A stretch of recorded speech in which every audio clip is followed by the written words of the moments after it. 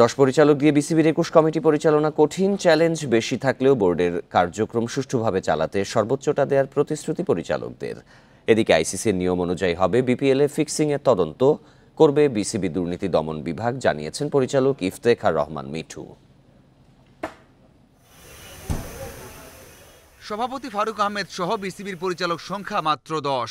21টা committee বন্টন করা হয়েছে এই 10 জনের মধ্যে।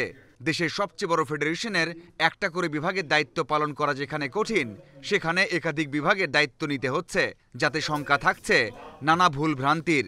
নির্বাচন দিয়ে পরিচালক সংখ্যা বৃদ্ধি না হওয়া পর্যন্ত সর্বোচ্চ দিয়ে চালিয়ে নিতে চান পরিচালকেরা।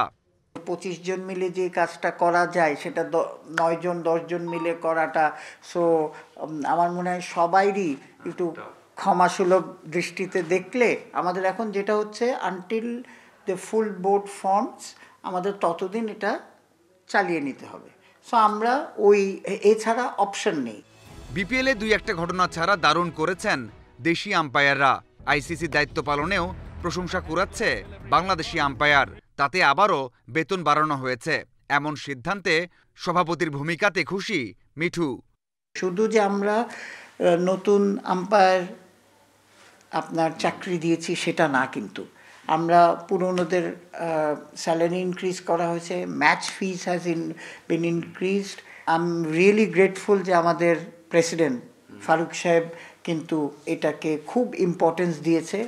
বিপিএলের সব আলোচনা সমালোচনাকে পেছনে ফেলেছে ফিক্সিং সন্দেহ ও আকুর তালিকা। 10 জনকে সন্দেহের তালিকায় রেখে তদন্ত শুরু করেছে বিসিবির অ্যান্টি কারাপশন ইউনিট। প্রসিডিওরটা চলছে, প্রসিডিওর ওয়ার্ল্ডের যে আইসিসির রেগুলেশন, বাংলাদেশ ক্রিকেট বোর্ডের রেগুলেশন অনুযায়ী চলছে।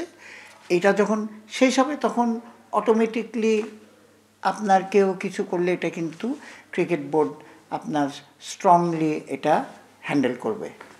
বিপিএলের নানা অসঙ্গতি থেকে শিক্ষা নিচ্ছে বিসিবি। এই আসরে দেশি তারকাদের জ্বলে ওঠা দারুণ উইকেট আর দর্শকের আগ্রহকে প্রাপ্তির খাতায় রাখছেন এই পরিচালক। আমার কাছে একটা Asia cup Mazharul Islam, independent news.